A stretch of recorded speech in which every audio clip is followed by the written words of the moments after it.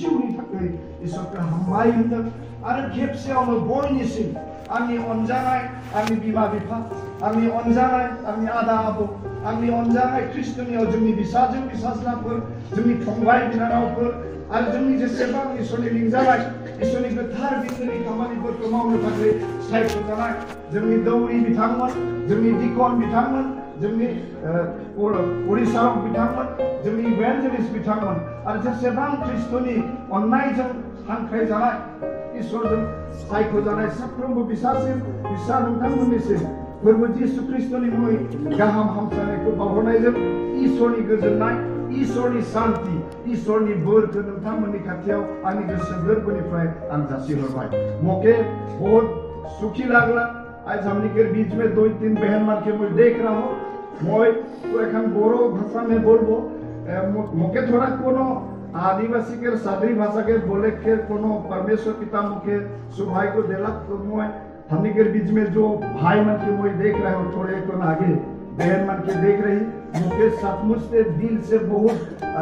खुशी लगा थे आनंद महसूस मुके हुआ थे कि दोनों आज परमेश्वर की बुलाहट के सुन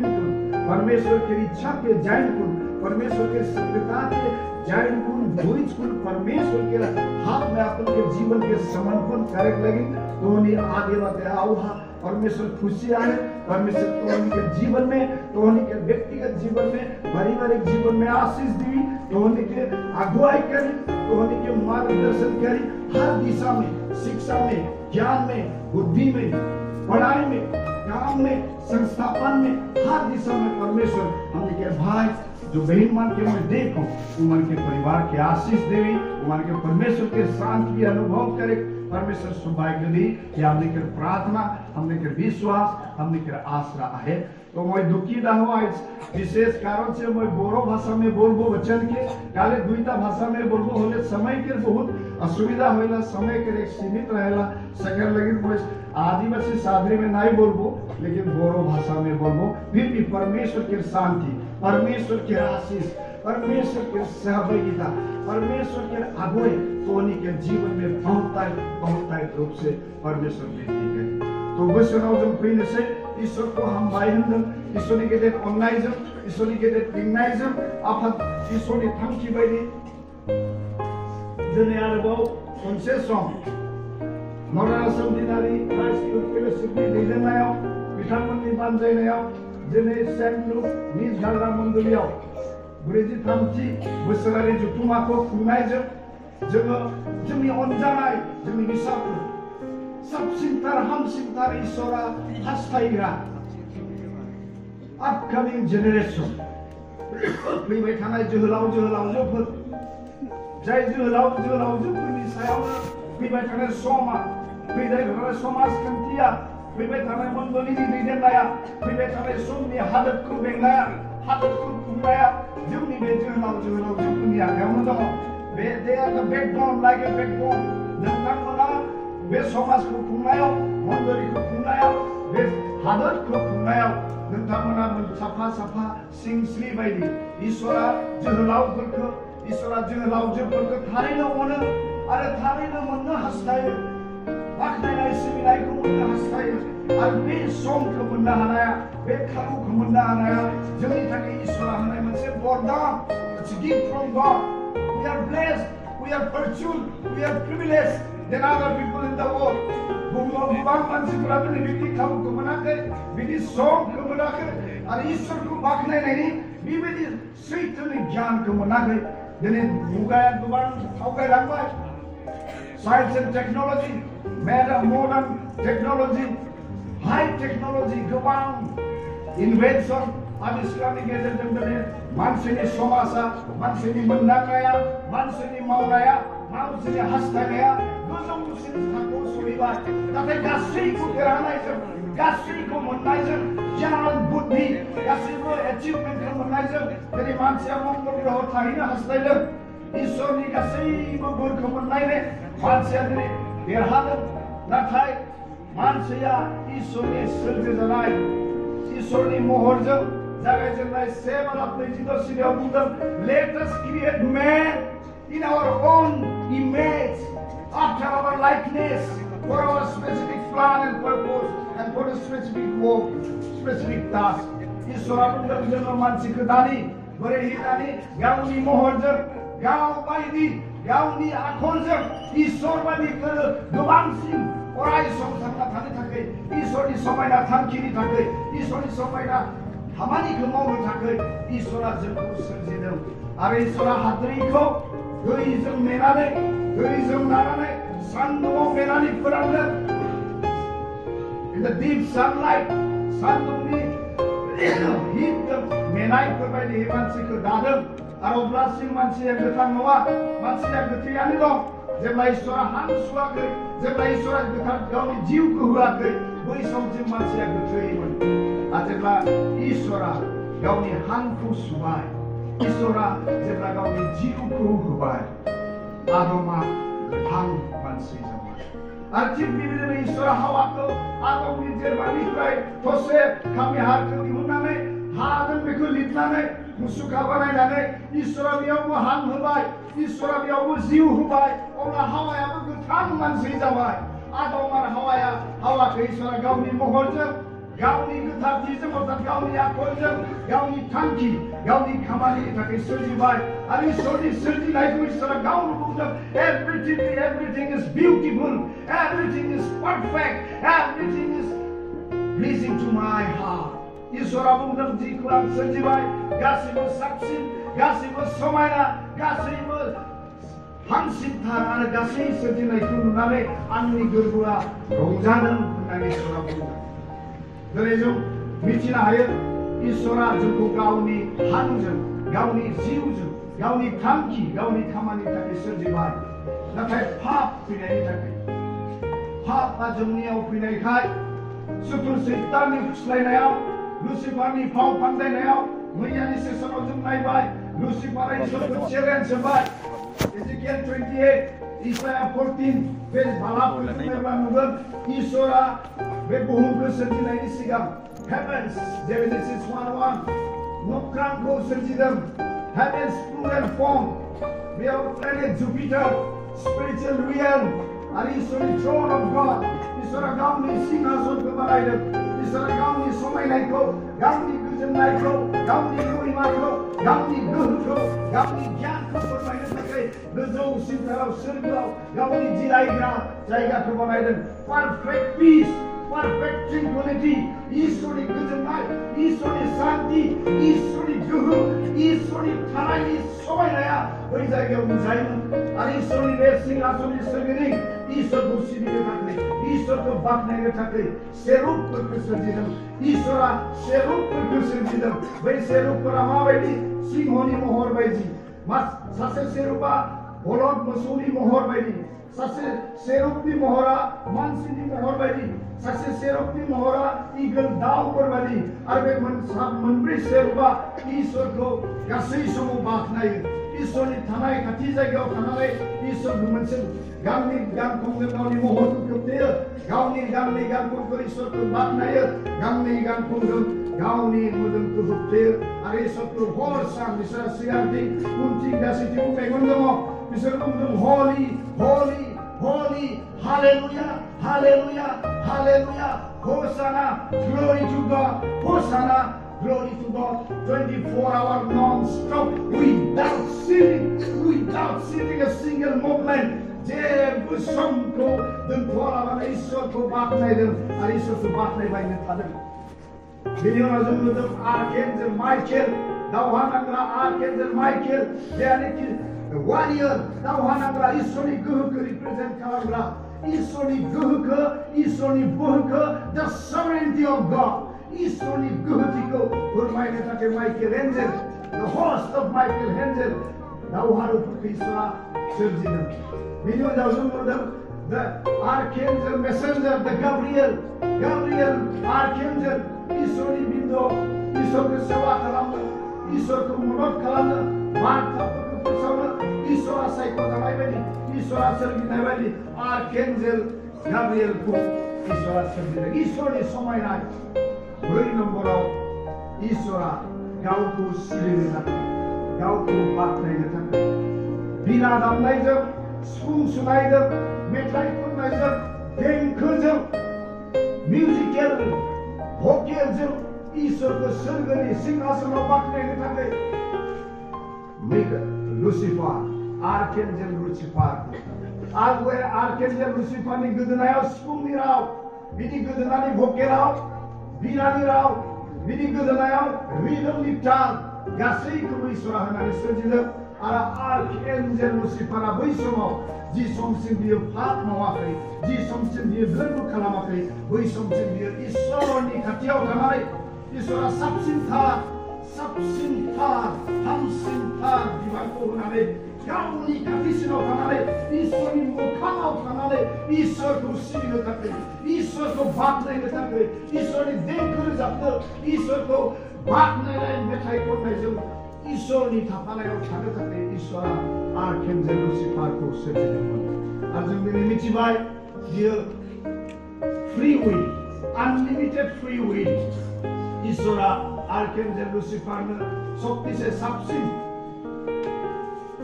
सबसे हामसिन सबसे समायनासिन सबसे ज्ञानी बुद्धियाव इसोरजों लोगोसे थानानै इसोरखौ बाख्नायनायनि खाबु मोनदोंमोन आरो जों जेब्ला इजिकिएल 21 इसाया 4 पेज बिनि बोसोनफोरखौ जों नायगोन अब्ला जों नुनो हागोन जे बिनि इसोरा बेखौ समायनाथावना हीरा मुकुटा सना बहुमूल्य पाथरफोरजों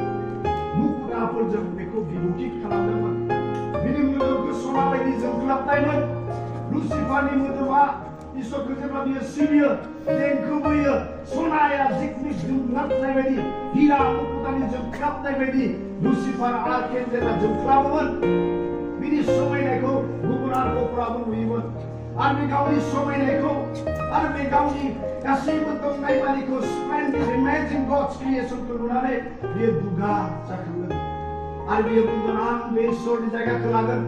बे इसोरा गासैजोंबो सिबिजागोन आं बे जायगाखौ लागोन आं बेबायदि जागोन आरो बै साननायजोंनो दुगा जानानै आर्केन्जेल लुसिफारा इसोरनि जायगाय बियो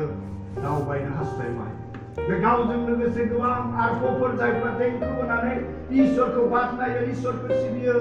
बै गोबां रोजा रोजा लक्ष लक्ष आर्कफोरखौ गावनि कलिया खालामनानै इसोरनि जेंनाय गसंहोबाय आरो इसोरनि जेंनाय बिथांमोना इसोरखौ सिबिनो नागारबाय इसोरखौ सिबिनो नागारबाय आरो बै समनिफ्रायनो पापआ जागायजेनबाय बुहुमाव पाप जागायजेननायनि सिगाङावनो सोरगोआवनो लुसिफारनि जुगेदि पापआ जागायजेनदों आरो लुसिफारा इसोरखौ चेलेन्ज होदों लुसिफारा इसोर आफाखौ चेलेन्ज होदों प्रत्याबान होदों दिनैनिफ्राय नों इसोर आफाखौ रावबो सुबुङा रावबो आर्कफोरा सिबिया नोंखौ सिबिग्रा देंखोजों रोजाबग्रा देंखोजों मेथाइ खनग्रा नोंखौ मान होग्रा रावबो थानाय नङा आइ चेलेन्ज इउ होननानै लुसिफारा इसोरखौ चेलेन्ज होदों इसोरा बुंदों नों लुसिफार इउ आर आनफर्चुनेट नोङो दुर्भगिया इउ आर आनफर्चुनेट नोङो दुर्भगिया जाबाय नोङो गोथांखौ खोमाबाय इसोरनि थाफानायखौ खोमाबाय इसोरनि रंजानायखौ खोमाबाय इसोरनि गोजोननायखौ खोमाबाय इसोरनि जोबनो गैयै थांखिनिफ्राय नोङो बन्सित जाबाय नोङो दिनैनिफ्राय समायना जाला अभिशप्त जागोन थैनाया नोंनि खिथुखौ गारनाय नङा जोबनो गैयै अनन्त दन्दनि पात्रनि थाखाय नोङो थांनानै थागोन जोबनो गैयै बे साजायखौ मोननो थाखायसो नोङो थांगोन आरो इसोरा बुंबावबाय नोङो सोरगोआव बेहा जायगा गैया आरो जों नुदों जे सोरगोआव बेहा जायगा गैयाखिसै सोरगोआव दावहा जाबाय आरो लुसिफारखौ बिनि हानजाखौ सोरगोनिफ्राय बुहुमाव गारस्लायहरनाय जाबाय इसोरा बुंदों जि जायगायाव बे संसाराव नों थामिगोन जि जायगायाव नों बे संसाराव थाहैगोन बे जायगायावनो हानिफ्राय आउट अफ नाथिं बारा जेनेसिसआव बुंदों गड क्रिएटेड आउट अफ नाथिं बारा हिब्रुसो दङ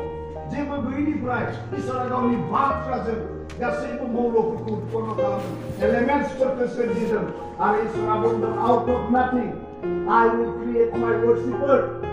जेबो गैयिनिफ्राय आंखौ सिबिग्रा जेनेरेसनखौ आं सोरजिगोन आंखौ देंखोजों मेथाइ खननो रिदमजों मेथाइ खननो आंनि समायनायखौ बाख्नायनो आंनि अननायखौ मोननो हास्थायनो आंनि थाखाय गानग्रा आंनि थाखाय उखैग्रा आङो गुबुन अल्टारनेटिभ प्लान आंहा दङ बै अल्टारनेटिभ प्लाना आंखौ सिबिदों आरो बै अल्टारनेटिभ प्लाना सोर आदम आरो हावा सोरगोआव खालि जाबाय व्हाइट थ्रन जाजमेन्ट जायागौमानि गुफुर सिंहासननि बिसार जायागौमानि सोरगोआव जागायजेननाय दावहाया बै समसिम बे दावहाया सोलिगोन war against kingdom of God and kingdom of darkness लुसिफारा जि दावहाखौ जागायजेनबाय नुजाहोजानाय बेयाव जितु गुफुर सिंहासननि बिसारनि सम जिसु ख्रिस्टनि आगमननि समाव जोबथा बिसारनि सम जायागौमानि बै दावहाया जेनेरेसन टु जेनेरेसन बेयो सोलिबाय थागोन आरो खोमसि आरो स्रांनि दावहाया सोलिगोन आरो बै दावहायाव इसोरा जोंखौ दावहारु हिसाबै सोरजिबाय आरो इसोरा आदम आरो हावाखौ बुंबाय गावनि महरजों गावनि आखरजों गावबायदि दाबाय आरो इसोरा गावनि हां होनानै गावनि जिउखौ होनानै मानसिखौ दाबाय आरो जोङो बै खालि जायगाखौ सुफुंनो थाखाय दिनै सोरगोआव हालेलुया होसाना स्तुति प्रशंसा बाख्नायजानाय सिबिजानायनि सासेल' जिउखौ इसोरा नोंनो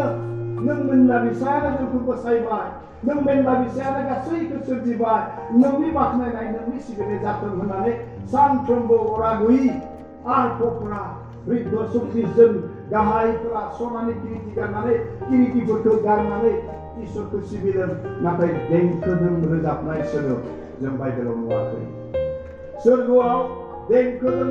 रोजाबनानै इसोरखौ बाख्नायनायखौ लुसिफारा फोजोबबाय आरो जेब्ला इसोरा गावखौ देंखोजों बाख्नायनो मेथाइ खननो इसोरखौ सिबिनायखौ मोननो हास्थायो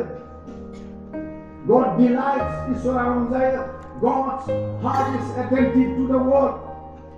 इसोरनि मैखुना इसोरनि जिउ सोलेरा बे बुहुमाव थामिनाय सुबुंफोरनिसिम नायहरो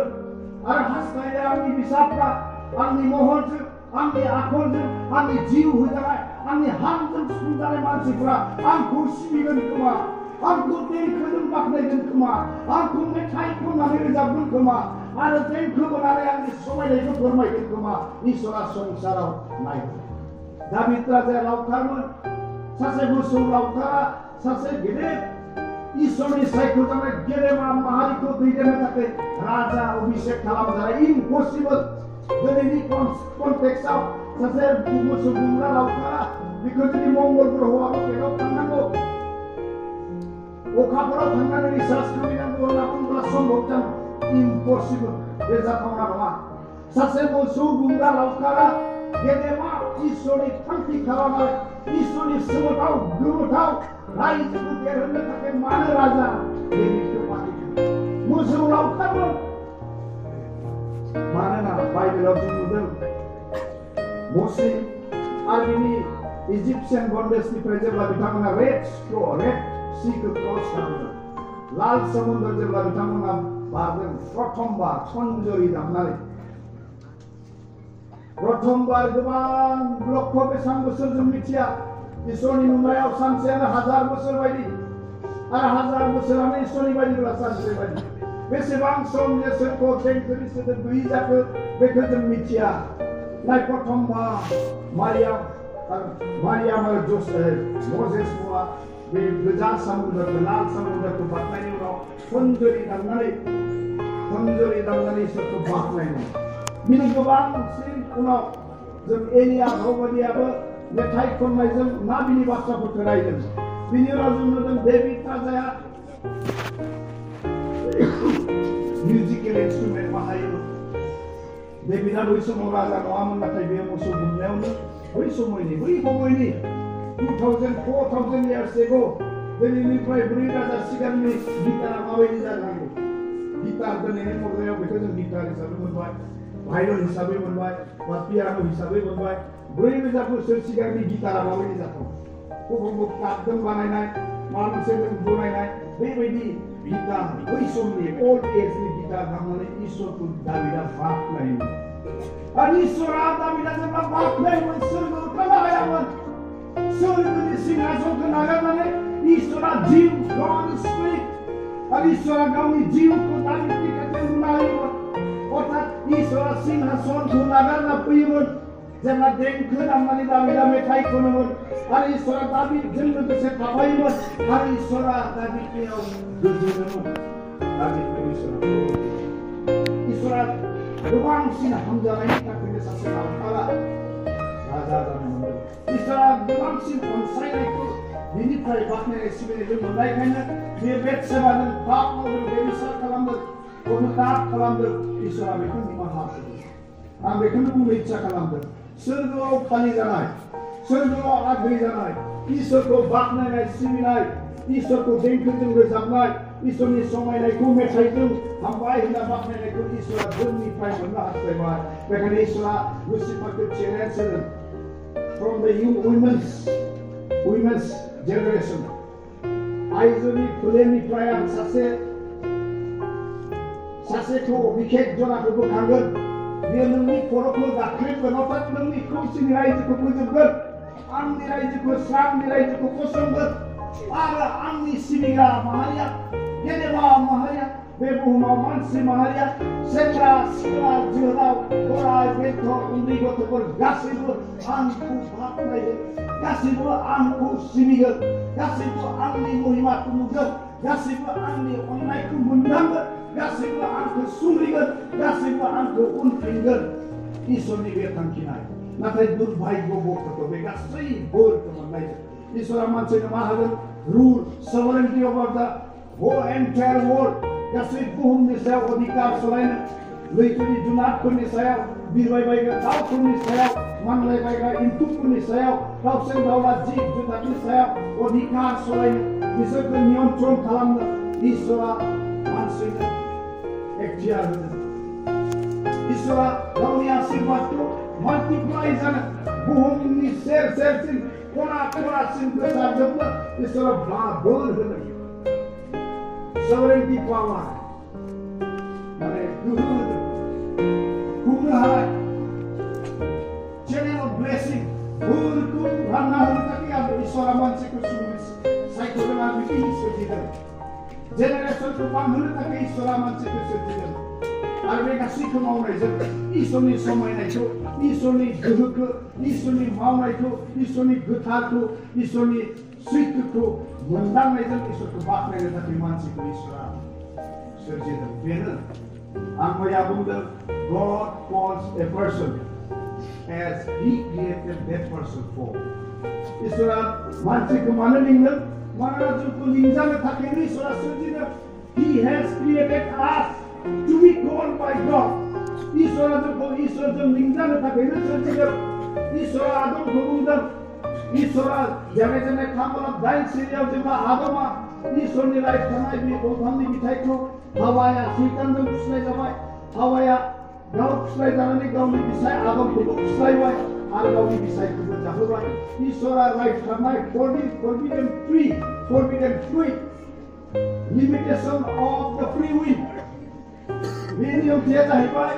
मानसिनो फ्री चॉइसखौ होदों वाइज चॉइस मोजांखौ साबसिनखौ हामसिनथारखौ सायख'नानै लानो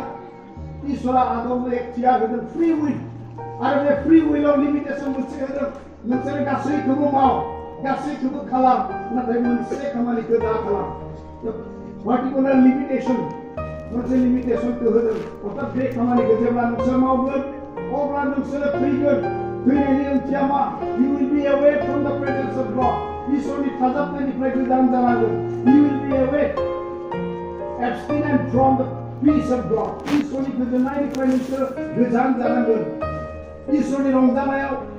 नोंसोर बिनिफ्राय गोजान जानांगोन बेखौ थैनायखौ इसोरा आदम हावानो दिन्थिदों आरो आदम हावाया इसोरनि रायखांनाय बायदियै बेखौ गोबां सम मानिदों इसोरनि नुनायाव हामजादों इसोरजों सहभागिता लादों इसोरखौ बाख्नायदों इसोरखौ सिबिदों इसोरनि गोजोननायखौ मोनदांदों इसोरनि समायनायखौ मोनदांदों इसोरनि शान्तिखौ मोनदांदों इसोरजों रायज्लायदों आफा इसोरजों हामबाय होनदों आफा इसोरजों हामबाय होनदों नोङो जोंनो गासैखौ होदों नोङो जोंखौ अनो नोङो जोंखौ जोथोन लायो जोंनि गासैखौ नोङो जगायो जोंजों लोगोसे नों थाफायो नोंनि रंजानायखौ जोंनो होयो नोंनि गोजोननायखौ जोंनो होयो आरो जों नोंनि रंजानायाव नोंनि गोजोननायाव गोजोननानै जों थायो जोंहा जेबो दुखु गैया जोंहा जेबो आंखाल गैया जोंहा जेबो जेंना गैया जोंहा जेबो जिंगासिनांगौ गैया जोंनियाव जेबो थैनायनि खोथायानो गैया एभारलास्टिं टु एभारलास्टिं बे इसोरनि थांखि नाथाय दुखुनि बाथ्रा जागायजेननो थाबोला दाइन सिरियाव इसोरा सानफ्रोमबो मोनाबिलिनि समाव गुसुनि समाव ordained time special right time to spend a moment in the presence of God, in the very presence of God, to experience the peace of God. बै मोनसे खाना दोननाय समखौ इसोरा थख' खालामना दोनदों मोनाबिलिनि सानफ्रोमबो इसोरा सोरगोनि सिंहासनखौ नागारनानै गावनि जिरायनाय गोथार बिन्दोखौ नागारनानै बे संसाराव बेरायनो फैयो आदम आरो हौवाजों रायज्लाय फैयो आदमा बुंदों आं नोंनि थाबायनाय सोदोबखौ खोनादों नोंनि थाबायनाय आथिंनि सोदोबखौ आदमा खोनायो इसोरा आथिंनि रावखौ आदमा हौवाया खोनायो इसोरनि रावनायखौ रायनायखौ आदमा हौवाया सेनो आरो आफा इसोरजों आदमा हौवाया रायज्लायो प्रपार कमिउनिकेसन रिलेशनशिप फेल'शिप इसोरनि थाफानायाव इसोरनि गोजोननायाव इसोरनि रंजानायाव आदम आरो हौवाया सानफ्रोमबो इसोरजों बै समखौ होयो टाइम अफ वर्शिप इसोरखौ सिबिनो बाख्नायनो हामबाय होनो इसोरनि थाफानायखौ मोननो थाखाय बै समखौ इसोरा खाना होदों नाथाय दुर्भाग्य जि खालि बिथांमोना इसोरा रायखांनाय भगबाननि मेथाइखौ जाबाय इसोरा गुबुन दिनफोरबायदि बै सानखालिबो इसोरा एडेन बागानाव थाबायनानै फैदों इसोरा मिथिगौ बेयो सिबिनायनि सम बाख्नायनायनि सम मानसिजों आंनि समखौ बिथा लानायनि सम बै समाव इसोरा सोरगोनिफ्राय फैदों आदम आरो हौवाया फैना first time in the history इसोरनि थाफानायनिफ्राय हादखुमाबाय इसोरनि गाबज्रिनायखौ बिसोर खोनादों Adam, where are you? I'm longing for you. I'm looking for you. I'm waiting for you. Where are you? Let us come together to spend a moment of time to worship so that I can bless you abundantly. Isra bukan Adam, Tuhanmu, sibilannya semua damai, nusra punya, nusra buat naga, nusra kusibila, nusra kubur nasi. Adam marhawaya kuyaksi. Adam marhawaya kuyaksi. Isra gabda, good boy Isra gabda, jai bisa berkuangan muhajir, angni akurjar. आं गावबायदि जोबनो गोथांनि थाखाय मोनसे बिसेस थांखिजों मोनसे बिसेस खामानिजों जाय आदम आरो हौवाखौ दाबाय बिसोरो इसोरा मिथिगौ God is on his side बे आंनिफ्राय गोजान जाबाय बिसोर आंनि राबथानाय बायदि बै दंफांनि फिथाइखौ जाबाय बिसोर आंनि खाथियाव फैनो हालिया बिसोर आंनि गोजोननायखौ मोननो हालिया बिसोर आंनि शान्तिखौ मोननो हालिया बिसोर आंजों थाफानो हालिया आं आंनि आदम आरो हौवाखौ खोमाबाय बेखायनो इसोरा गाबज्रिदों आदमा बुंदों आफा जों नोंनि रायज्लायनाय दंफांनि फिथाइखौ जाबाय जों लंथं जों नोंनि आगानखौ खोनादों जों नोंनि रावखौ खोनादों नाथाय जों गिदों जों नोंनि खाथियाव थांनो गिबाय जों नोंजों नुजानो हालिया जों मानोबा गिख्रंबाय जोंनि जिउआ खमफ्रोम जाबाय जों हारसिं मोनबाय आद्रि मोनबाय खंख्ला मोनबाय थोर गिबाय जों नोंनि खाथियाव थांनो हाला इसोरा बुंदों I have alternative plan for you इसोरा बुंदों नोङो गिनो नाङा नोङो हाखुमानो नाङा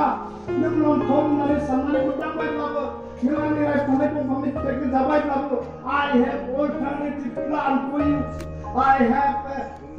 new covenant with you the covenant of love covenant of grace covenant of peace I will dwell with you again I will never abandon you I will never forsake you इसोरा बुंदों आं नोंखौ खोमाया आं नोंसोरखौ खोमानो हास्थाया आं नोंसोरखौ गावनियाव थानो हास्थायगोन नोंसोरखौ आं मोनफिननो आंहा थांखि दङ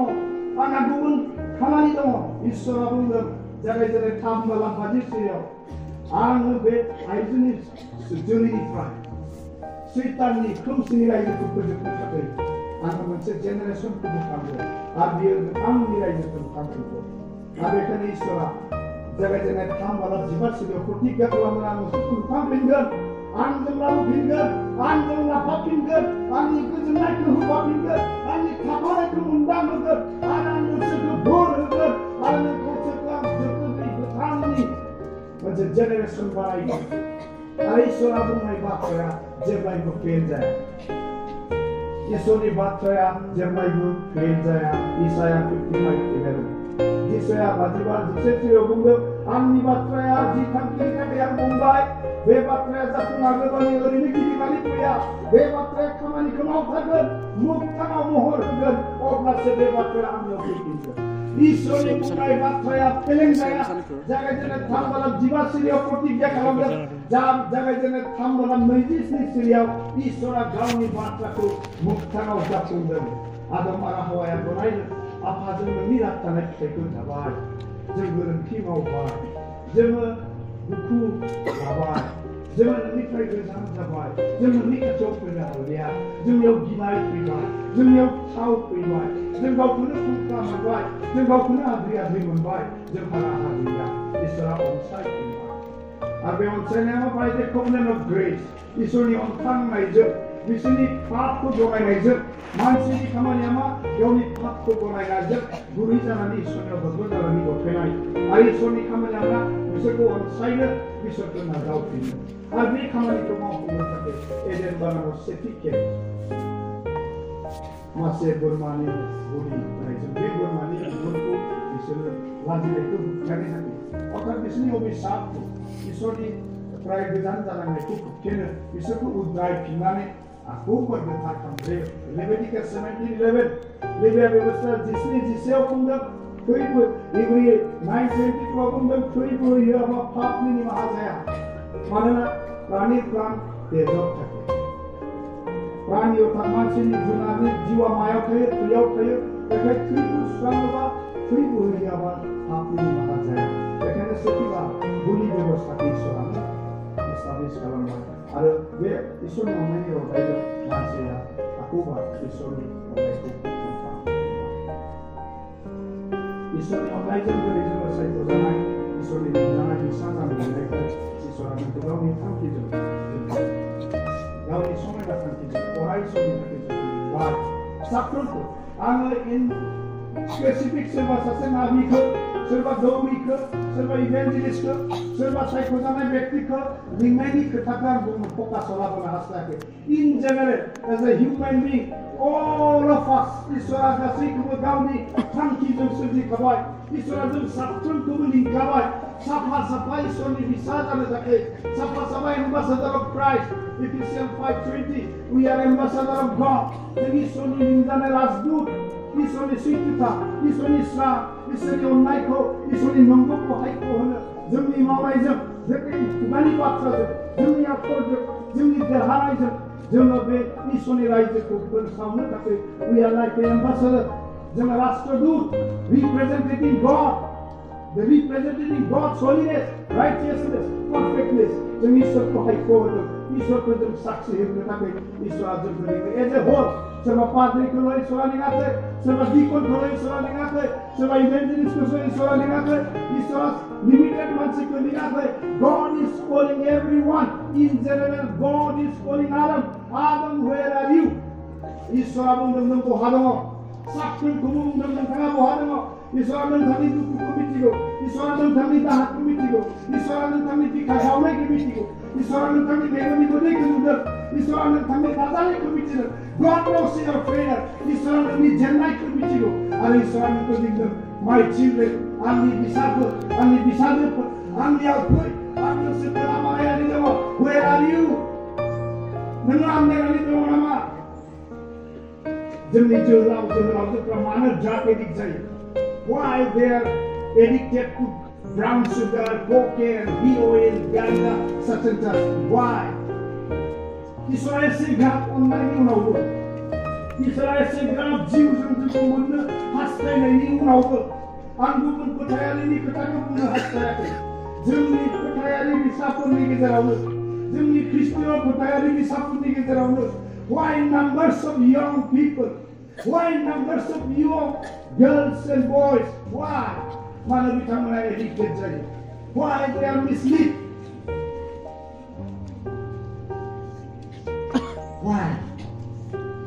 ईश्वर जोंनियाव मोनसे खोखलापन परमेश्वर ने हम सब के जीवन में एक खोखलापन को दिया है। हमने के जीवन में परमेश्वर जो है एक खोखलापन के दे उके हमने महसूस करे परमेश्वर हमने के समय देवेला। ईश्वर जोंनो मोनसे खाली जगह को दोनदों मानो we are part of God's personality. Naine thangaba we are the part of God's personality. Why? God has created us. ईश्वर गाउनी मोहरजों गाउनी आखरजों अर्थात ईश्वर गावनि गोथार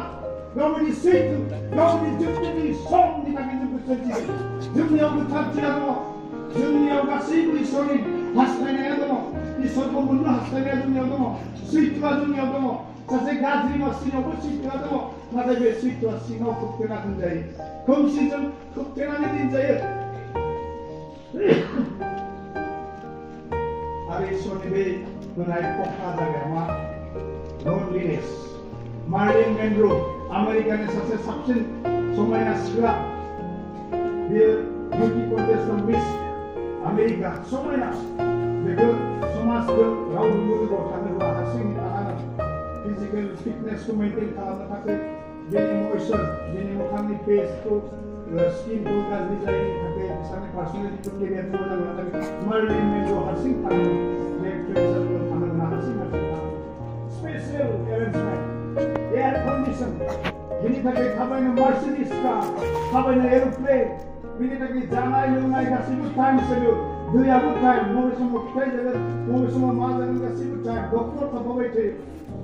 आरो बेबायदि जोथोन मोननाय मार्लिन मेनरोआ मोनसे समाव सुइसाइड खालामो। Why? बुहुमनि गासैबो गोजोननायखौ बियो मोनदों, गासै सुबिदाखौ मोनदों, गासैबो दोननांगौ, थानांगौ, मोननांगौ, जानांगौ, गाननांगौ, गासैखौ मोनदों। मार्लिन मेनरोआ सुइसाइड लिरनायाव मोनसे लिरना दं, loneliness kills me, बेबायदि। The feeling of loneliness kills a person. हारसिं मोननाया, गावखौनो आद्रा मोननाया, गावखौनो हारसिं मोननाया, गावखौनो गोरोन्थि मोननाया, गावखौनो उदाया मोननाया, बे ईश्वरा होनाय खोखलापन, because we are part of God's creation. ईश्वरनि पार्सनेलिटिनि मोनसे बाहागोजों ईश्वरा जोंखौ गावनि जिउजों, गावनि हांजों दादों, जों ईश्वर बायदिनो जोबनो गैयिनि थाखाय जोंखौ दादों। बेखायनो जेब्ला जों गोरोन्थि मावो, जोंनि जिउनि मैखोमनिफ्राय बेखौ मावबा गोरोन्थि सिंनिफ्राय मानसिया। बेखायनो जोङो बे गेपखौ, बे लनलिनेसखौ मोननो थाखाय गोबां मानसिया, गोबां डक्टरा ड्राग्सनि सहाय लादों, गोबां मानसिफोरा इन्जेक्सन मारिदों,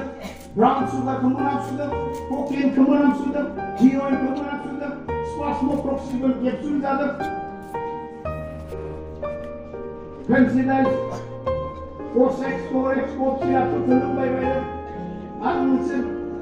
सासे मानसिनि, सासे टिचारनि प्रिचिं खालामनायखौ नुदों। ड्राग एडिक्टेड सासे मानसिया बेबायदिनो ड्राग्स मोनैनि थाखाय पायखाना टेंकिखौ मोनामसुदों। पायखाना टेंकिनि मोनामनाय, गाज्रि मोनामनाया बे ड्राग एडिक्टेड मानसिनि थाखाय बिनि थांना थानायनि मोनसे जानाय मोमेन्ट फुलि सारभाइभ। मानसिखौ सैताना, सुथुरा मा अबस्थायाव लाङो? पायखाना टेंकिखौ सोरबाया मोनामसुयो नामा? बेखौ मोनामसुनानै बियो ड्रागनि जिथु डेफिसियेन्सि फिल खालामदों बेखौ सुफुंनो नाजादों। बेसेबां दुखुनांथाव, बेसेबां साननो गोनां बाथ्रा। सुथुर सैतान, सेटिफिकर बाबला, दाइनखौआव मेरबाय थानाय हिंहबादि सोरखौ आङो बारनानै मिसिनानै जानो हागोन बेखौ सैताना खाबु नागिरदों। जोंनि जोहोलावफोरखौ खाबु लादों। आरो मानो बे एडिक्सना? खोखलापन। ईश्वरखौ मिथियालाबानो, सैथोखौ मिथियालाबानो, ईश्वरनि गोजोननायखौ मोनालाबानो, ईश्वरनि थाफानायखौ मोनालाबानो, संसारनि any elements, anything cannot fill this loneliness. ईश्वरनि शान्तिखौ नागारनानै, ईश्वरनि थाफानायखौ नागारनानै, ईश्वरनि सैथोखौ नागारनानै, ईश्वरनि इच्छाखौ नागारनानै, ईश्वरनि बाथ्राखौ नागारनानै संसाराव नोंथाङा गियान बिगियान चर्चा खालामदों, गोदान इनभेन्सन खालामदों, नोंथाङा रिसार्च खालामदों, नोंथाङा PhD खालामदों, नोंथाङा गोबां हाइटेक महाबा बिटेक महाबा एकदम चन्द्रआव थांदों, मंगल ग्रहआव थांदों, गोबां आबिष्कार खालामदों। You are acquainting lots of information. नोंथाङा संसारनि गोबां इनफरमेशनखौ मोनदों. You are achieving a particular status. नोंथाङा मोनसे लेभेलाव सहैबाय. मानसिया समाजा नोंथांखौ मान होदों, नोंथांखौ बाख्नायदों, नोंथाङा बै समायखौ बै जायगाखौ मोनहैदों. गासैबो science and technology, high technology, बिगियाननि गोबां आबिष्कार जियानो जा मानो गासैखौ मोननानै आं जोंनि इसोरखौ मोनाबा I have that emptiness feeling. इसोरखौ लाफायाब्ला खख्लाया दन्दरआ आंनियाव दङ, आद्रि साननाया आंनियाव दङ. बेखायनो इसोरखौ मिथिनानैबो इसोरखौ मोनदांनाय, इसोरखौ मिथिनाय, इसोरखौ मोनदांनायाव फाराग दङ. इसोरा सोरजिगिरि, इसोरा गोथार, इसोरा बे बेखौ आं मिथिखायो, उन्दैनिफ्राय मिथिगारो. नाथाय इसोरा सोरजिगिरि. I experience in my personal life. Yes, God is sovereign God. He is omnipresent God. He is omnipotent God. He is omniscient God. He is loving God. He is merciful God. I need to experience in my own personal life. मिथिनाय आरो मोनदांनायाव फाराग. नोंथाङा गोबां खोथाखौ मिथिनो हागौ, नाथाय गोबां खोथाखौ नोंथाङा जिउजों मोनदाङाब्ला जेबो ओंथि गैया. बेखायनो सासे मानसिया इसोरखौ मोनदाङागौमानि बै खख्ला जायगा सुफुंनो थाखाय जिउनि बथल, गान्जानि सिनिम, हिर'इन, ककेन, ब्राउन सुगार, स्पासम'क्सिबननि केपसुल, फेन्सिडाइलनि लिकुइड आरो गुबुन निसा, गुबुन माने गावखौ बिजि खालामनाय एंगेजमेन्ट. नोंथाङा जानो हागौ स्पर्ट्समेन, नोंथाङा जानो हागौ साइन्टिस्ट, नोंथाङा जानो हागौ सासे लजिस्ट. जियानो गैया मानो इसोरखौ जिउजों मोनदाङागौ माने नोंथांनि जिउआव बे दन्दरआ थागोन, गावखौ हारसिं मोनगोन आरो बे जायगाखौ सुफुंनोनो जोङो इन्जेक्सन होयो. करोड़पति मालिकनि फिसाज्लाफोरा गारि दङ, बांला दङ, थाखा दङ, डिप'जिट दङ, सम्पत्ति दङ, दामि स्कुलाव फरायहोदों. बिफाफोरा बुंदों मुझे बहुत दुख होता है, मेरा एक लोटे बेटे वो बेचारा क्या कर, ये संपत्ति मैंने क्यों इकट्ठा किया, ये बिजनेस मैंने क्यों संभाला, इतने करोड़ों की जायदाद मैंने क्यों संभाला, क्या होगा इससे, क्या करूं इससे. मरवाने का सब कुछ तो खत्म हो गया. जो उम्मीद थी,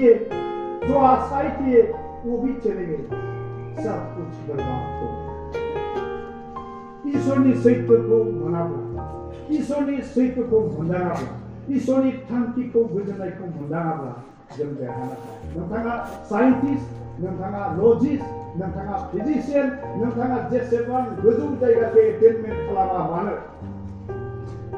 you will still feel loneliness. Alexander the Great. आं मैया बे खोथाखौ बुंबाय, आरोबाव मोनसे बुंबावनो इच्छा खालामबाय. आंनि प्रिपेरेसना बेलेगमोन, खिन्थु स्पिरिटआ आंखौ बेलेग टेकनिक खालामबाय. Alexander the Great.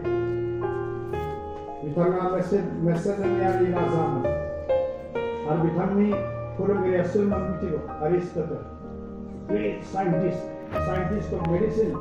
Scientist of philosophy. बै समनि बै मुगानि अर्थात 303rd सेन्चुरिनि खोथा, 356 सेन्चुरिनि खोथा. एरिस्टटला बिथांनि फोरोंगिरि. आलेक्जेन्डारा उन्दै समनिफ्राय सानदों, I will do something great. I will do something great. आं माबा मोनसे सोमोनांथावखौ मावगोन. In my lifetime, I will attain in a higher achievement. आं थांना थानाय समाव आं मोनसे गोजौ जायगायाव सहैगोन. आरो बेखायनो बे उन्दैनिफ्राय मार्शेल आर्ट्स, सौनाय, बारनाय, तलवार सिखनाय, ढाल दोननाय, गासै मार्शेल आर्टखौ सोलोङो. आरो जों नुदों Alexander the Great, the powerful army. बुहुमाव 12 बोसोर दावहा नांदों, 32 बोसोरसिम. आरो गासै बुहुमनि खना थांदों, भारतावबो फैदों. 32 बोसोर बैसोआवनो बियो 12 बोसोर दावहा नाङै मेरेज दिनै ग्रीस हादोरखौ गावनि बिमानि न'खौ नागारनानै दावहा नांग्रा हानजाखौ लानानै दावहा नांफिनदों. जेरावनो थाङो दावहा नांदों. बै हादोरखौ लुटिदों. बै हादोरनि सना, रुपा, थाखा, हिरा, मुकुटा खख्ला जुदों. गरायाव गाध'आव खख्ला जुनानै लानानै फैदों. 32 बोसोर बैसोआलागै 100तासो हादोर जिखिबाय बियो. 100ता, hundreds, more than 100 kingdom. बियो देरहाबाय गोबां थाखा फैसा खमफोर मानसिफ्रा आलेकजेन्डार फैदों बारा गिगा जाबाय थाङै थाङै बाबिलन सहैबाय बाबिलन नेबुकदनेजारनि पेलेस सहैबाय बेखौबो देरहाहैबाय ग्रीसनिफ्राय बाबिलना दिनैनि इरान इराकनि गेजेराव दङ बै समनि बाबिलन इरान इराक ग्रीसनिफ्राय इरान आरो आं बेखौनो बुंनो हास्थायदों जेब्ला बे 12 बोसोर दावहा नांनायनि उनाव बियो मोनदांबाय जे बेयावथ' दानि बायदि मडार्न टेक्न'लजि गैया मेसेज सफैबाय मेसेन्जार जे नोंनि नमाया नोंखौ नायनो हास्थायदों 12 बोसोर खालाय जाबाय नोंनि आलेकजेन्डार सानबाय हो आंनि आइखौ नायनांगौ आंनि अनजाग्रा आइखौ आं बेसेबां सम आंनि न'आव थांफिनगोन आंनि आइखौ आं लोगो हमगोन गोबां खोथा रायलायगोन आंनि एचिभमेन्ट प्लानखौहाय साननायजों गावनि न' फारसे ग्रीस फारसे रिटार्न जानानै थांखि खालामो दुर्भाग्यबशत आलेकजेन्डार द ग्रेट 32 बोसोर बैसोआव बियो मेलेरिया टाइफयडजों बेराम जाबाय गोबां सम दावहा नांनानै माब्लाबा दरवाला फिसाफोरखौ बौदों बिनियाव माब्लाबा जिलिद खार सुथुरनि जिलिद खारफोरा माहाय नांदों जारिमिनखौ फरायब्ला भारताव फैनायाव भारत तीर गावग्रा मानसिनि तीरा बिनि जेरबायाव बिनि बुलेटखौ बेखौ सोंनानै माहाय जेरबायाव नांदोंमोन बिनि पयजनाबो बेखौ एसे डाइजेस्टिभ डिसअर्डार खालामदों आरो निउर'लजिकेल डिसअर्डार बेहा रोदानि प्रब्लेमबो जादों जियानो जा आलेकजेन्डार द ग्रेटआ न'आव फैफिननो हास्थायदों आरो गोब्राब लोमजाबाय ओरैबायदि लोमजाबाय 13 दिनसो लोमजाबाय हामख्रबलांबाय आथिं आखाइ थुर मावग्रा गसंनो हाला आखाइखौ एरि खालामबाबो बोलोआनो गैया बे मोनदांबाय आं आरो आंनि बिमाखौ लोगो मोनहैला It's too far from Babylon to Macedonia, Babylon to Greece. Macedonia सहैनाया गोजान आङो आंनि बिमाखौ लोगो मोनहैला मानोना बेमारा गोब्राबनि सायाव गोब्राब जाबाय लोरबां जालांबाय रानख्रबलांबाय खाम जानो हाला दैबो लोंनो हाला बिसनायाव जोथोन लाबाय बायदों बिनि सानथ्रिफोरा जेनेरेलफोरा My Lord, we are available for you. My Lord, we are ready to serve you. जों नोंथांखौ सेवा खालामनो प्रस्तुत नोंथांखौ मदद खालामनो प्रस्तुत Best of the best physician, we are arranging best of the best physician. बिथांमोना ट्रिटमेन्ट होदों Alexander No time will not permit me.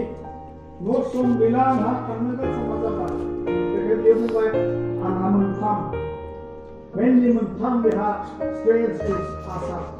बे मा मावनो थिनदों बेखौ बियो फोरमायदों प्रथमाव बुंदों आं थैबोला आंनि कबराव कबर लुनो नाङा आंनि नामाव जेबो मनुमेन्ट बनायनाङा आंनि स्मरणीय कबर बनायनाङा बिनि उनाव प्रथम बिनि उइसआ जाहैबाय आं जेब्ला थैगोन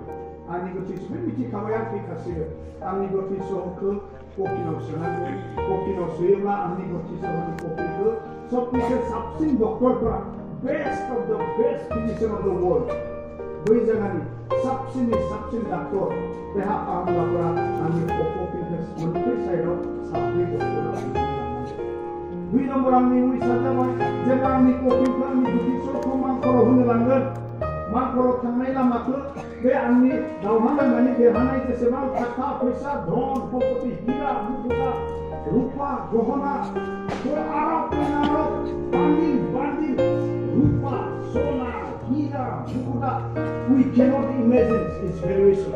बेनि भेलुखौ जों मोनदांस' हाया बे बुंदों बे गासैखौ लाबोनानै आंनि मांखर होनाय जायगासिम बे गासै रां रुपा थाखा सना मुकुटा हीरा गहना हायाव बनानै गारना जोबना दोननांगौ बेखौ आंनि कफिनाव होनो नाङा बेखौ गारनानै दोनदों दिनै नम्बराव बुंदों आंनि देहाखौ आंनि मोदोमखौ कफिनाव सो नाथाय आंनि फारनै आखाइखौ कफिनि बाहेरावसो दोन आरो बे फारनै आखाइया आंनि एरि हमजाबनाय नङा बे आंनि फारनै आखाइया कफिननि बाहेरावसो थागोन एरि होमबानिया जेनेरेला बुंदों बे आलेकजेन्डार द ग्रेटनि आखाइखौ खुलुमदों My Lord, we are ready according to your wish. नोंथाङा जुदि हास्थायदों जों बिदिनो मावगोन नाथाय मानो फोरबो नोंथाङा मानो बिदि खालामनायखौ हास्थायदों होमब्लानिया आलेकजेन्डारा बिनि ओंथिखौ फोरमायदों आंनि 32 बोसोराव 100 of kingdom आं देरहाबाय गोहो आङो गायसनबाय धन सम्पति थाखा आंहा जिबाय गोबां आंहा दिनै गासैबो आंखौ गियो गासैबो मानियो संसारखौनो आं आधा आधि देरहाबाय नाथाय थैनायनि खाथियाव जेब्ला थैनाया सफैयो रावबो डक्टरा रावबो साबसिन हामसिनथार डक्टरा बे बुहुमाव थानाय मोनफ्रोमबो साबसिननिफ्राय साबसिन मेडिसिना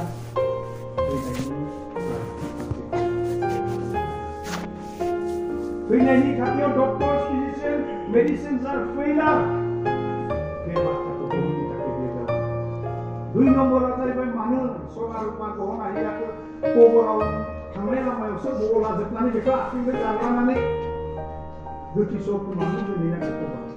रमाया गासै थाखा फैसा धन सम्पति गासैखौ मोनबाय करोड़ आराव बाराव सम्पति मोनबाय नाथाय जेब्ला आंनि जिउआव थैनाया सफैबाय बेफोरा जेबो माने गैया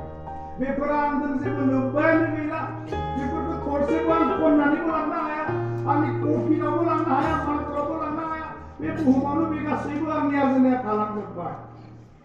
जेबो माने गैया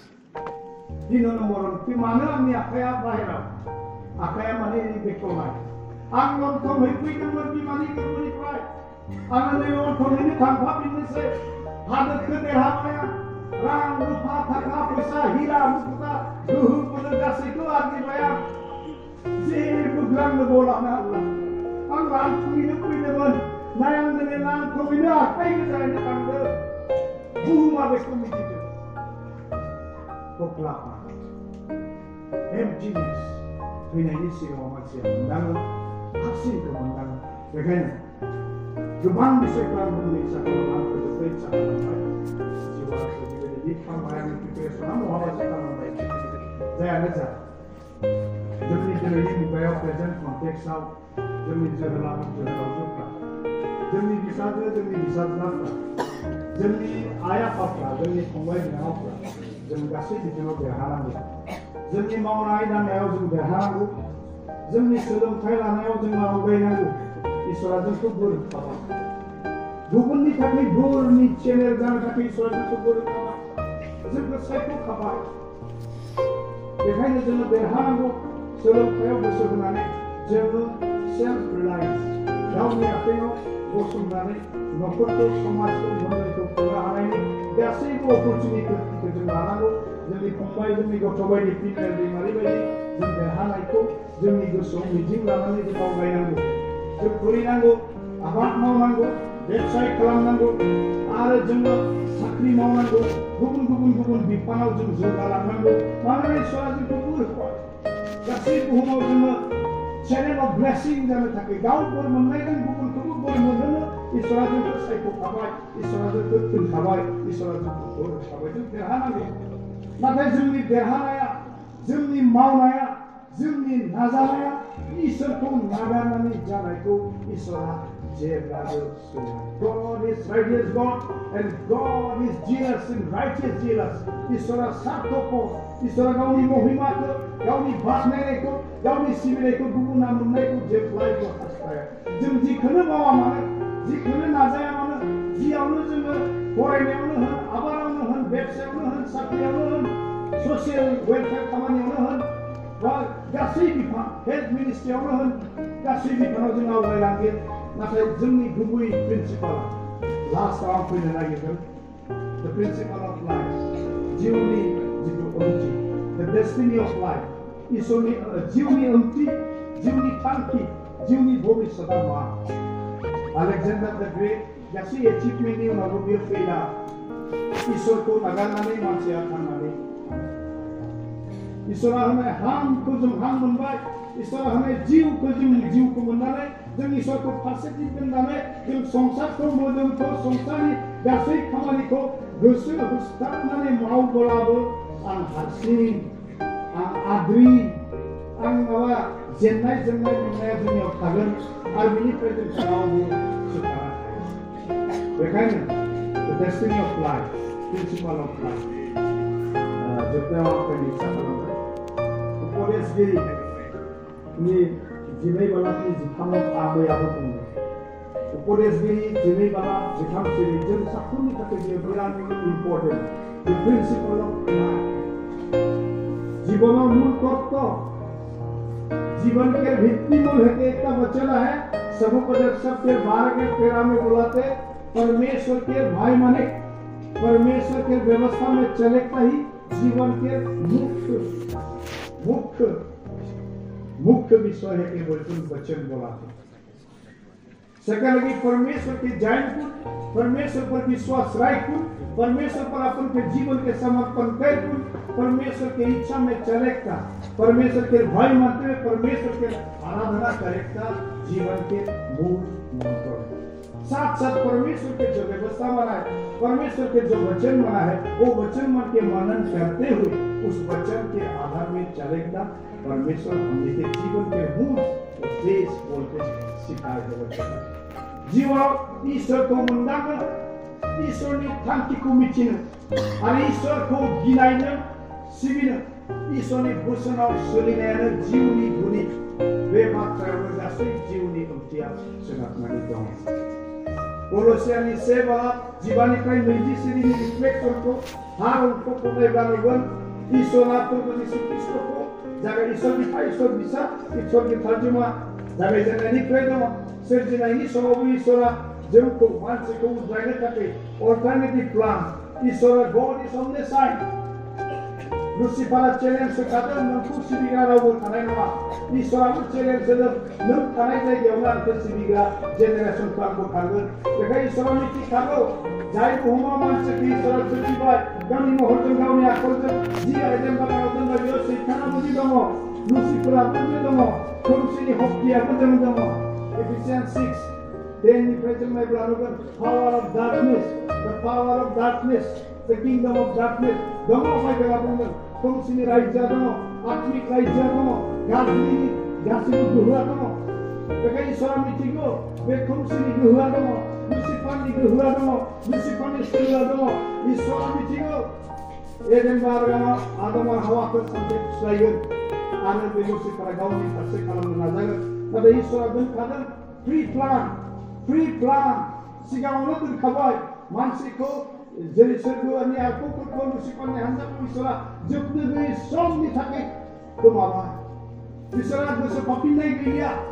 उनदाहा गैलिया बासायजानाय गैलिया सख'जानाय गैलिया जोबनो गैयै साजानि थाखाय बिसोरो दोनखाजाबाय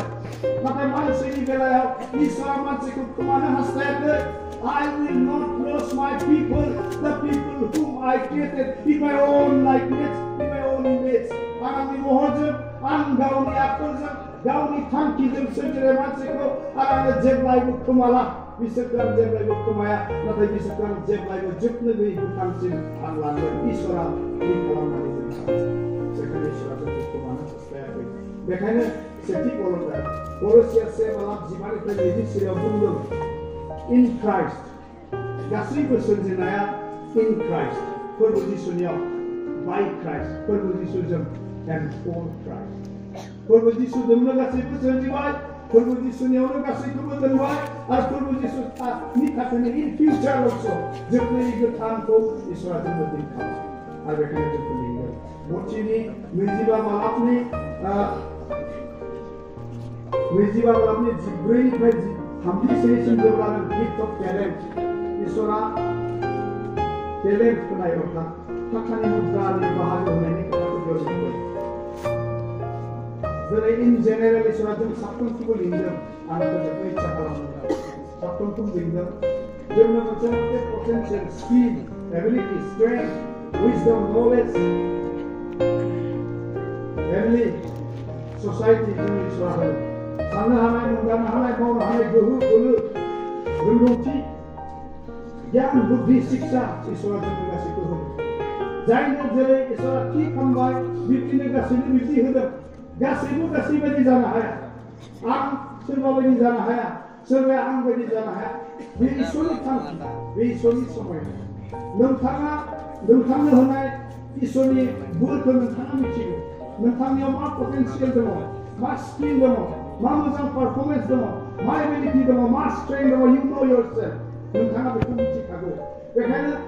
जे गाग्रिनि जिथु बान्था इसोरा जोंनो साफ्रोमनोबो मोनफा मोनफा गाग्रि होदों मोनफा मोनफा बान्था होदों जों जेरावनो थाया मानो जिखुनु मावा मानो साख्रियानो मावा मानो बेफारानो मावा मानो आबादानो मावा मानो बिजनेसानो मावा मानो जियानो मावा मानो जोङो लेबारानो मावा मानो जोङो फरायसा हिसाबै कलेजावनो थाङा मानो इउनिभारसिटियाव थाङा मानो जों दौरियानो जाया मानो जों जायानो जा जेरावनो जिखुनु खा we are ambassador of God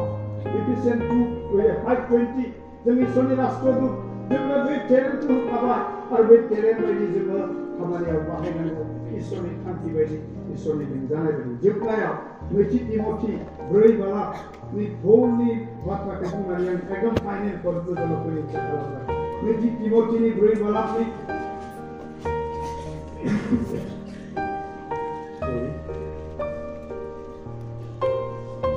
Soy putniफ्राय एकदम कनक्लुजन खालामबाय नैथि तिमथि 4:12निफ्राय 7:9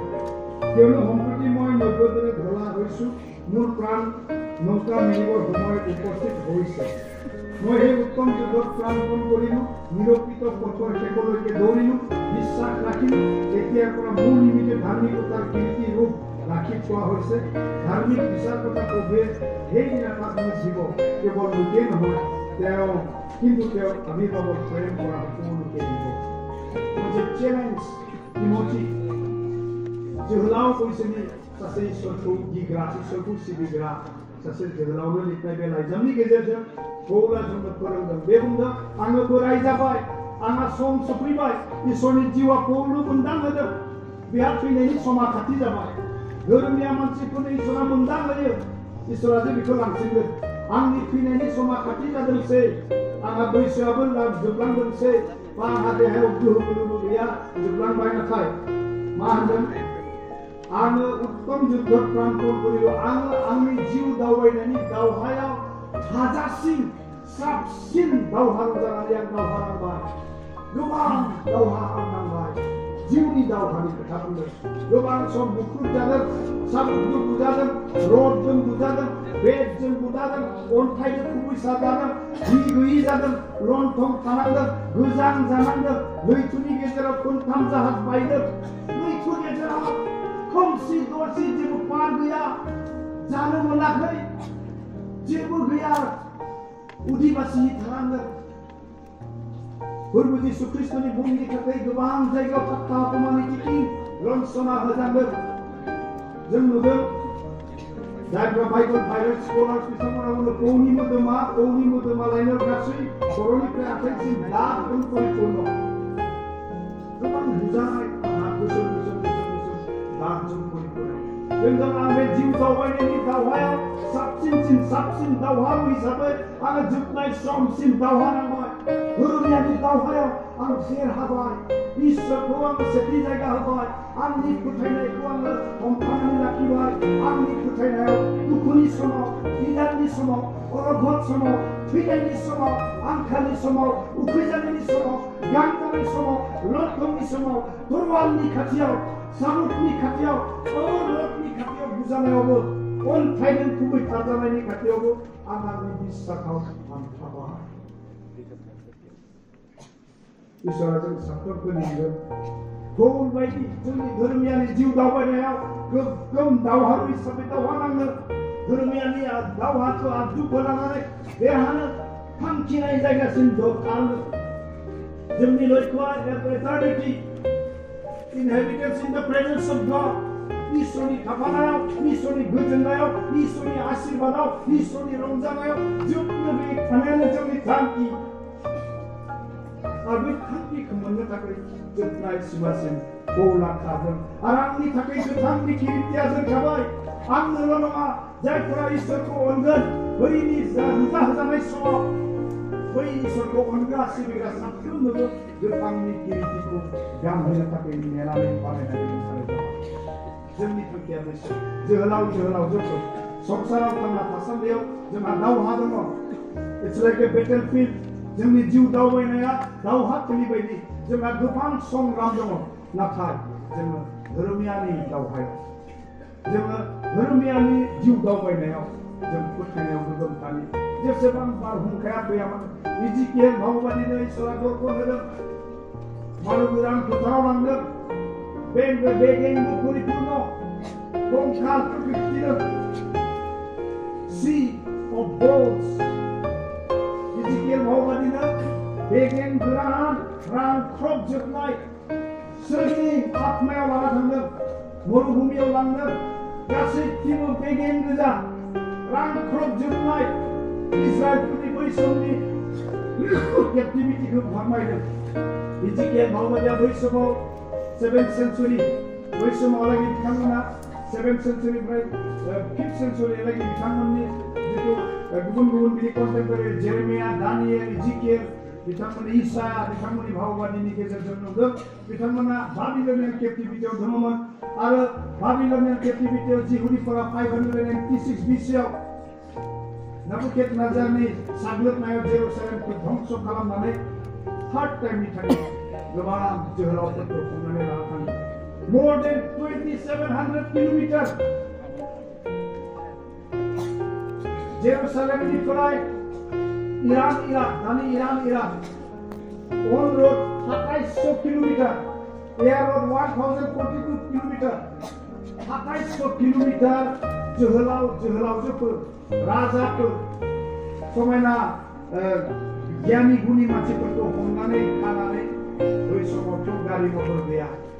हमनानै ला 2700 किलोमीटर दावबायो 2700 किलोमीटर जेरुसालेम टु Iran थाबायनानै बिसोरखौ बन्दी खालामनानै लानानै थांदों नेबुकेडनेजारा बाबिलाव गावनि बन्दी खालामदों बिसोरो आसा जोब्बाय बिसोर सानदों जेरुसालेम मन्दिर इसोरनि अभिषेक खालामनाय आरो बे मन्दिरखौनो थि फोथायनायजों इसोरनि दोनहोनांगौ फोजोबनाया फैगोन बे मन्दिरखौनो 586 BCआव सेफायबाय दरजाफोरखौ सेफायबाय मन्दिरखौ सेफायजोब्बाय जिहुदिफोरा थेर बेथेर जाबाय निराशा जाबाय आशा गैला राहा गैला बोलो गैला थांखि गैला जों गासैखौबो फोजोबबाय इजराइलफोरा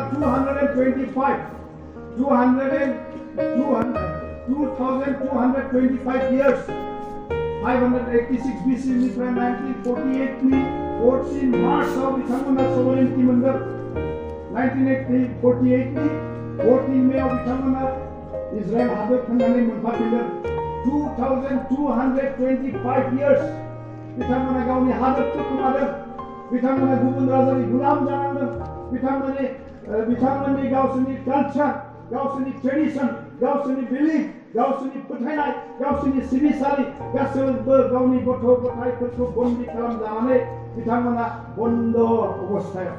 माब्लाबा आइसोरियानफोरनि सिङाव माब्लाबा बाबिलनफोरनि सिङाव माब्लाबा ग्रीकफोरनि सिङाव माब्लाबा रमान एम्पायारनि सिङाव 2225 years बिथांमोना बन्दी जादोंमोन आरो बिथांमोना गाबदों बै समाव जोङो गोरान बेगेंफोरबायदि जाबाय जोंहा आसा गैला जोंहा उदिस गैला जोंहा थांखि गैला जोंहा बोलो गैला जोंहा समाज गैला जोंहा हादर गैला जोंहा जोंनि रांखावरि जेबो गैला गासैखौबो खोमाबाय जोंहा गावनि जेबोआनो गैला जोङो थेर बेथेर जाबाय बिखा खांदों दाहा खालामदों हिस्ट्रि बस्ता गानदों रगन थादों आरज खालामदों इसोर आरज खोनादों आरो इजिकिएल भगबादिनो इजराइलफोरनि बै अबस्थाखौ इसोरा दिन्थिदों रानख्रबजोबनाय बेगें इसोरा बुंदों प्रफेसाय माय सन इसोरा इजिकिएल नाबिखौ बुंदों नोङो नोंनि खुगाजों बाथ्रा बुंदो नों फोथायनो फोथाया जे बे गोरान बेगेंखौ आं गोथां खालामफिननो हागोन इजिकिएला बुंदों लर्ड यु नो इजिकिएल 37 इजिकिएल हाफिज इसोरा गोसो फैयो नों मिथिगौ अब्ला इसोरा बुंदों प्रफेसाय नोंनि खुगाजों आंनि बाथ्राखौ रायदो आरो बे बेगेंफोरखौ ज' जानो होदो अब्ला इजिकिएला फोथायनायजों इसोरनि बाथ्रा बुंनाय बायदि नाबिनि बाथ्राखौ बुंदों मारु गोरान फोथाराव थानाय गोरान बेगेंफोर आफा इसोर जिहोवाया बुंदों नोंसोरो गाव गाव बेगें ज' जा इसोरा बुंनाय बायदि इजिकिएला जेब्ला बुंदों गोरान बेगेंफोर नोंसोरो ज' जा गाव-गावनि आथिङाव गसं इसोरनि बाथ्रा बायदि इजिकिएलनि खुगानिफ्राय ओंखारनाय बाथ्राजों बै मारुगोनाव फेर बेथेर रानख्रबना थानाय बेगेंफोरा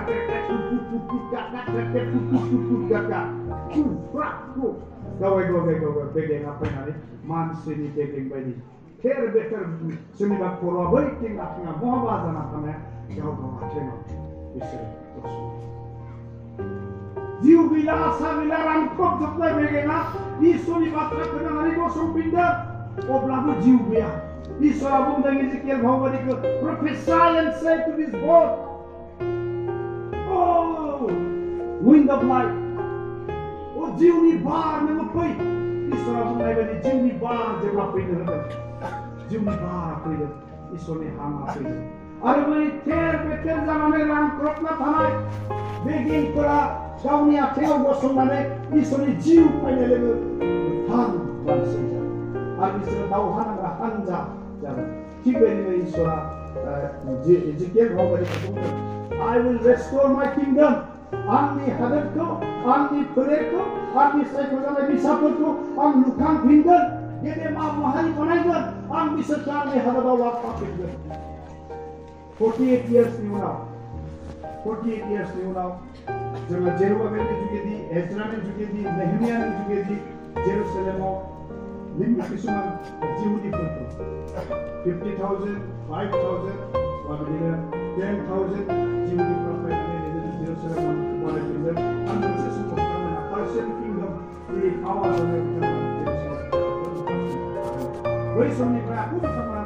गासैबो केलकुलेसन खालामोबा 2225 yearsनि उनाव बिथांमोना दिनै बे 21st centuryआव इसोरा reunited इजराइलनि जिनैता फोलेरखौ ज'है बिथांमोननि हादरखौ दिनै सोलोंथि बिथांमोना मोनबाय आं दिनै बेखौनो चेलेन्ज होनानै फोजोबनो इच्ছা खालामो जोंनि समस्याया बै रानख्रबलांनाय गोरान जोंनि जोहोलावफोरा फरायदों गोसो होनो हायाखै कनसेन्ट्रेट खालामनो हायाखै कलेजाव थांदों स्कुलाव थांदों इउनिभारसिटियाव थांदों फरायदों without worship without prayer without the word of God without the inspiration of the word of God बाथ्राखौ दोनथ'नानै जिउनि थुलुंगाखौ दोनथ'नानै इसोरनि दैदेननायखौ दोनथ'नानै गावनि हानायजों गावनि गोहोजों गावनि गियानजों बुद्धिजों नाजादों जों मोजां पारफरमेन्स खालामनो हाया सोलोंथायाव जोङो रानख्रबनाय बेगें बायदि जादों रांखावरियाव दिनै जोङो बे रानख्रबनाय बेगें बायदि जाना दङ समाजखान्थियाव दिनै जों रानख्रबनानै थानाय बेगें बायदि जाना दङ जोंनि धोरोम सिबिनायाव इसोरखौ सिबिनायाव जोङो रानख्रबनाय बेगें बायदि रानख्रबनानै दङ इसोरनि बाथ्राया बुंदों I will restore you I will regenerate you I will establish you again इसोरा बुङो आं नोंसोरखौ लुखांफिनगोन नोंसोरनियाव जिउ होगोन नोंसोरखौ आङो आंनि गेदेमा माहारि बानायगोन नोंसोरखौ आं बोर God is willing to bless us इसोरा जोंखौ बोर होनो लामा नायनानै दङ इसोरा जों साफ्रोमखौ बोर होथों इसोर बिफा बिसा बेखार